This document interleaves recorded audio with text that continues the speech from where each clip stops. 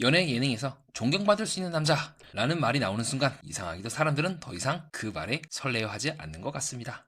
오히려 또 시작이네 라는 기시감이 들죠. 왜일까요? 존경이란 말이 너무 고상해서일까요? 아니면 이 말이 너무도 많이 쓰였기 때문에 사람들이 이렇게 반응하는 걸까요? 즉, 이 말에 너무도 많이 속아왔기 때문이 아닐까요? 이 말은 과거 여러 기수에서 늘 반복이 되어 왔고, 이상하게도 그 말의 끝에는 늘 비슷한 선택이 따라왔습니다. 왜 이 말이 연애 예능에서 하나의 패턴 언어가 되었는지를 여러분께 이야기해보는 시간을 갖겠습니다. 자, 그러면 과거 사례부터 하나씩 차근히 짚어보겠습니다. 저와 함께 이야기를 따라가 보시죠. 나는 솔로 30기 2화에서 여성들이 자기소개를 합니다. 자, 그런데 우리 옥수님, 그 발언을 해버리죠. 자, 어떤 발언을 해버렸다? 내 이상형은 존경받을 남자입니다 라는 말을 탁 던져버리는데, 이 말을 듣는 순간 뭔가 기시감이 느껴지지 않습니까? 기억에서 아른아른거리는 그분들이 여러분이 떠오르실 겁니다. 자, 나는 솔로 25기 현숙님, 네, 인터뷰 장면 때 아주 시원하게 직업적 사명감으로 조민경받을 수 있는 남자가 이상형이다.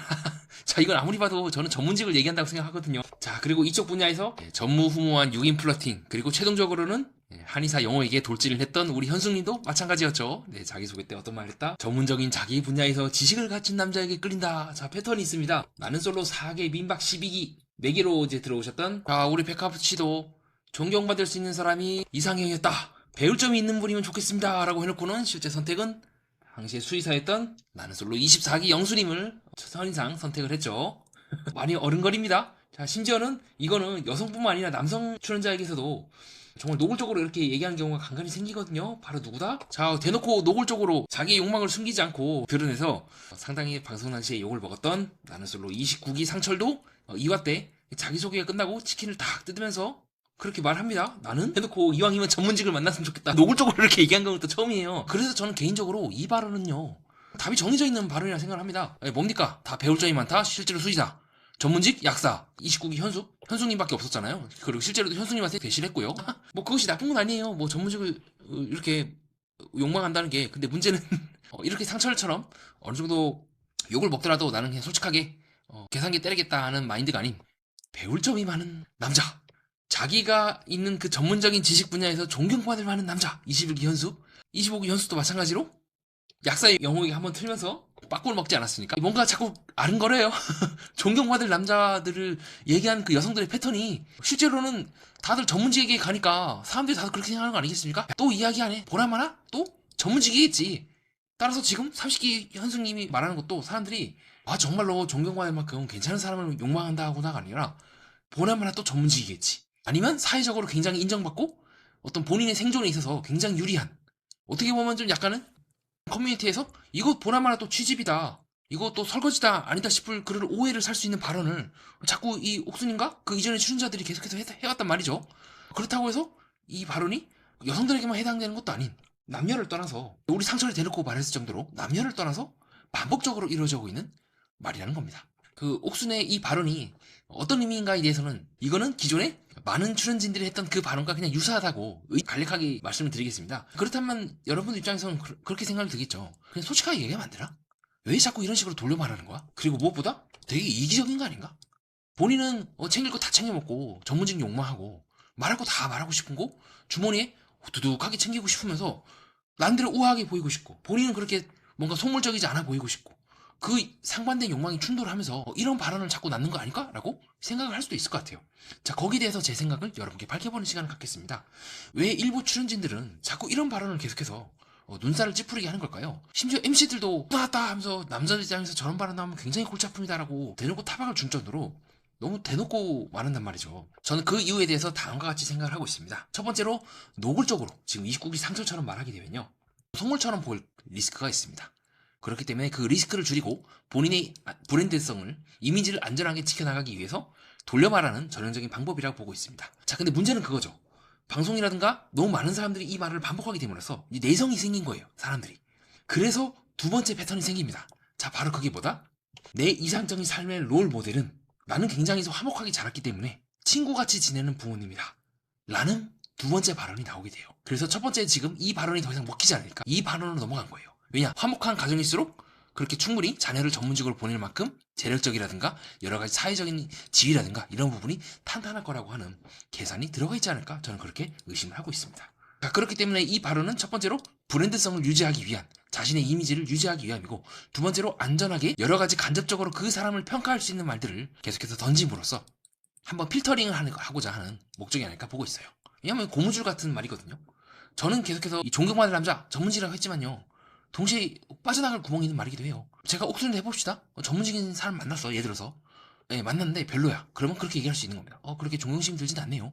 지식적인 분야에서는 존경심이 들지 모르지만 다른 분야에서는 조금 애매한 것 같습니다. 자, 세 번째 기능이 바로 뭡니까? 코에 걸면 코걸이고 귀에 걸면 귀걸이. 즉 내가 원하는 대로 고무줄을 맞출 수 있는 말이라는 겁니다. 굉장히 이 말은 자의적인 말이기도 해요. 그래서 실제로 25기 현숙도 그렇고 이 말을 탁 던져놓고는 막상 만나는 사람은 영호에게 만났다가 안 된다 싶으니까 다시 우리 이분한테 갔다가 또 이분이랑 좀 잘 안 될 것 같으니까 그냥 혼자 나가는 길이 열리지 않겠습니까? 즉 존경받을 남자라고 하는 말이 하나의 필터링으로 기능을 합니다. 네 번째로 그 존경받을 많은 남자의 기준을 자의적으로 이제 세울 수가 있는 거예요. 네, 내 맘대로 할 수가 있는 거야. 그래서 얼마든지 이렇게 우리 현숙이 했던 것처럼, 그리고 이전에 다른 출연진들이 했던 것처럼 처음엔 영혼을 싹 만났다가 아니다 싶으니까 돌려버릴 수 있는 얼마든지 이제 드리프트를 할 수 있는 기반이 마련된 게 아닐까 싶습니다. 즉 이 말 자체가 굉장히 불평등하다는 거죠. 처음부터 기울어진 상태에서 쓸 수 있는 말이라는 겁니다. 그렇기 때문에 이 연애 프로그램들을 계속 보고 혹은 주변에서 소개팅을 하거나 맞선을 뭐 보시거나 이런 분들이 계속해서 이 말을 들으시면서 뭔가 기시감이 느껴지는데, 뭔가 이상한데? 라는 느낌을 받았던 것 같아요. 잘 보니까 이 말을 쓰는 사람들이 죄다 자기가 쓰고 싶은 대로만 쓰네 라고 사회적으로 많이 학습이 되어 있기 때문에 이제는 30기 옥순의 그 말을 존경 이제 딱 들을 때마다 이제는 더 이상 그 말에 사람들이 속지 않고 뻔하다. 아직도 이런 말 함으로써 자신 안에 속물을 ጨ지도 모르는 욕망을 이렇게 우아하게 포장을 하네? 그럼 왜 굳이 포장을 할까? 본인도 그것이 캥기는 거 알면서 왜 포장을 하는 거야? 라고 생각을 한 번 더 하게 되면서 실제로 이런 말 하는 사람들은 본인은 남들에게 존경받을 생각을 하지 않고 존경할 만한 남자를 쉽게 채가려고 하는 건 아닌가? 혹은 존경받는 여자를 쉽게 채가려고 하는 건 아닌가? 라고 의심을 다들 이제 하기 때문에 더 이상 이 말이 효력이 없고 오히려 그 말을 한 사람들의 가치가 쭉쭉 떨어지고 있는 기현상이 벌어지고 있다고 보고 있습니다. 마치 지금 두바이 쫀득 쿠키가 한창 유행하고 있지만 이제 정치권에서 그걸 언급한 순간 사람들이 하면서 이제 손절 타입니다 하면서 유행이 바뀔 걸 예감하는 것처럼요. 왜 정치권에서 유행이라든가 뭐 이런 부분에 대해서 써먹으면 써먹을수록 왜 사람들이 넌더리를 내겠습니까? 밈은 순수하게 즐기기 위해서 하는 건데 정치권에서 쓰면 쓸수록 보나마나 정치인들이 자신의 그 말을 아전인수격으로 쓰기 위해서 또 밈을 저렇게 써먹는구나 라고 생각을 하기 때문에 정치권이나 뭔가 그 밈을 순수하게 즐기지 않는 사람들이 나오면 나올수록 그 말을 쓰지 않게 되는 것처럼, 마찬가지로 이제는 괜찮은 사람을 찾는구나라는 이미지가 바뀌는 것이 아닌 말은 저렇게 해놓고 속마음 완전히 딴 거를 추구하기 아닌가라고 다들 생각을 할 수밖에 없는 지경에 이르렀다고 보고 있습니다. 그렇게 저는 이 발언에 대해서 옥수님을 포함해서 그 기존에 이런 발언을 했던 사람들을 다 포함해서 그렇게 묻고 싶어요. 왜 본인들은 존경받는 사람이 되지 않는 거죠? 왜 그거를 자꾸 외조화시키고 위탁을 하고 쉽게 받아먹으려고 하는 거죠? 맞아요. 결혼이라든가 연애라는 게 어느 정도 그 거래적인 측면도 없진 않습니다. 좀 솔직하게 이런 말씀드리면 불편하시겠지만요. 다들 아이를 낳을 때가쯤 되면 결혼을 하고 그런 경우가 많지 않습니까? 물론 순수하게 여러 결혼을 해서 그렇게 찌찌고 볶고 싸우면서 하는 사람도 있지만, 기이하게 우리 상처처럼 결혼할 때가 되면 갑자기 나는 전문직을 원한다. 이상형은 존경받을 남자입니다. 플러스 나는 화목한 가정에서 자랐기 때문에 친구처럼 지낼 수 있는 부모님이 이상형입니다. 자, 전문직이 얼마나 바쁜데. 자, 최근에 종영된 프로그램에 합숙맞선에 이 한결씨가 한 발언처럼 진짜 월화수목 금금이거든요. 존경이 그렇게 쉽게 얻어지나? 근데 결혼 한 번으로 그렇게 이 존경받을 만한 남자나 여자를 쉽게 얻는다는 생각을 하는 것이 조금 저는 많이 의아하거든요. 본인들의 그 욕망을 내심 원하면서도 속물적이라고 오해를 받을 수 있는 그 욕망을 포기하고 싶지 않으면서도 우아하게 이런 식으로 포장해서 플러스 심지어는 그런 사람과 결혼한 후에도 굉장히 애매한 말로 상대방을 컨트롤할 수 있는 말을 계속 던지는 건 아닐까. 나는 당신이 존경받을 사람이라고 생각해서 결혼했는데 왜 당신은 나한테 이렇게 행동하는 거야? 내가 사람을 잘못 봤네 라고 해서 마치 나는 솔로 29기 옥순이 새우를 까먹으면서 영수한테 왜 너는 뭐 여럿이 있을 때는 나를 챙기지 않냐라는 식으로 있는 핑계 없는 핑계 다 대어가면서 목줄을 탁 진 듯한 그런 발언을 했던 것처럼, 왜 이 사람들은 이런 발언을 알면서도 이제는 많은 사람들이 속지 않고 오히려 넌더리를 낸다는 걸 알면서도 이 발언을 계속해서 지속하는 이유가 있기 때문에 하지 않을까, 저는 그렇게 보고 있고요. 무엇보다 실제로 정말 추구하고 욕망하는 거는 다른 거면서 왜 이렇게 도덕적이고 윤리적인 말로 그거를 우아하게 표현하는지 잘 모르겠어요. 왜 존경이라는 게 그렇게 쉽게 얻어지고 전문직들이 다 존경받는 건가? 몇몇 전문직들의 행동으로 인해서 정말 이 사회에서 최선을 다하고 있는 대다수 전문직들의 위상에 누를 끼치는 경우도 비일비재하단 말이죠. 왜 굳이 본인을 이기적이지 않아 보이고 계산적이지 않아 보이며 성숙한 것처럼 포장을 하고 그 말을 그 욕망을 우아하게 표현하기 위해서 왜 굳이 이렇게 정말 진정으로 존경받아야 될 사람들에게 해야 할 말을 엉뚱하게 갖다 붙이는지 저는 조금 의아하긴 합니다. 물론 옥순 입장에서는 그렇게 표현할 수밖에 없겠죠. 그것이 그렇게 심각하게 나쁜 것도 아니기도 하고요. 기왕이면 다홍치마라도 남편감을 만나거나 아내감을 만나는데 급이 좋을수록 괜찮긴 합니다. 네, 그거는 부정할 수가 없죠. 근데 사람을 만나기도 전부터 존경이라는 말을 탁 들이대면서 너는 존경받을 수 있니 없니? 그러면서 따지는 건 지금처럼 뭐 전문직이라고 대놓고 얘기하거나 그런 행태를 너무 많이 부렸고 많은 사람들이 이미 거기에 인지를 하고 있음에도 불구하고 끝까지 그 말을 쓴다는 것 자체가 어떻게 보면 굉장히 집요하게 자신의 고집을 내려놓지 못하고 있는 건 아닐까 저는 생각을 해봤던 것 같습니다. 왜 굳이 이렇게 모호하게 표현을 할까요? 좀 솔직하면 안 되나? 그렇게 본인을 이렇게 가리거나 포장하거나 숨긴다는 것 자체가 설령 연애를 하거나 결혼을 한다 하더라도 그 포장을 끝까지 유지하기 위해서 타인을 내가 주춧돌로 써야 된다면 언젠가는 벗겨질 위선이 아닐까? 조금 저는 그렇게 비판을 생각을 해봤던 것 같습니다. 물론 지금 이 발언을 하신 옥수님이 정말로 그 존경이 어떤 의미인지는 알 수가 없어요. 실제로도 존경받을 남자를 얘기하고 있던 분이 있었어요. 정말로 그 말을 그렇게 쓰신 분이 있었는데 물론 이분은 완전히 거꾸로 썼어요. 바로 누구다? 바로 본인이 약사이시면서도 20기 영식님을 만났던 20기 현숙님이 당시에 첫 데이트 장면에서 나는 존경받을 만한 남자가 이상형이다 이러면 인정이 되죠. 근데 실제로 이분은 약간 존경의 의미를 완전히 거꾸로 썼어요. 영식까지 조금은 외적으로 괜찮고 여러모로 나쁘지 않으며 그런 남자를 또 응결을 했습니다. 그리고 실제로 영식이 계속해서 짜치게 편지를 쓰고 이러니까 조금씩 그 호감도가 쭉쭉쭉 떨어지는 모습을 보였거든요. 자, 이와 같이 제가 중간에 말씀드렸던 것처럼 존경이라는 단어가 굉장히 고무줄 같아요. 모호해요. 제가 앞에서는 좀 전문직을 전제를 들고 말씀드렸지만 이와 같이 그냥 내가 원하고 내가 좋아하고 내가 끌리는 사람을 존경이라는 말로 포장하는 경우도 있단 말이죠. 그렇기 때문에 이 존경이야 말의 기준을 우선 얘기를 하고 나는 이런 남자를 존경합니다라고 하면 끝날 일을 끝까지 이들은 무엇에 대한 해서 내가 존경하는지에 대해서는 말하지 않습니다. 그걸 얘기하는 순간 묶여버리거든요. 그걸 얘기하는 순간 이제는 알고 보니까 내가 어떤 뭐 의사라든가 존경받는 사람이 의사들이 존경받는 사람이라고 했어. 근데 그 의사가 되게 짜친 행동을 해. 그럼 그 순간 이제 존경이 사라지겠죠? 근데 나는 분명히 그런 남자가 존경받는 사람이라 했기 때문에 좋든 싫든 간에 이제 한계 갈 수밖에 없는 불상사가 벌어지겠죠. 그 불상사를 막기 위해서 이렇게 애매하게 다들 말하고 있는 건 아닐까. 존경의 말을 굉장히 아전인수격으로 쓰고 있는 건 아닐까 라고 저는 비판적으로 보고 있는 지점이기도 합니다. 존경받을 만한 사람이 꼭 전문직이라고 말할 근거는 없습니다. 하지만 대체로 존경이라는 말을 출연진들이 써왔다는 것은 또 부정할 수가 없는 사실이기도 하고요. 이번 옥수님이 어떤 의미에서 이 존경의 말을 썼는지는 우리가 확신할 수는 없지만 수없이 나왔던 기존의 사례들을 비춰보건대 충분히 우리가 지켜왔던 그 단어가 일 가능성이 높다고 보고 있기도 하고요. 그리고 왜 그들은 이런 단어를 쓰고 있는지도 함께 살펴보았습니다.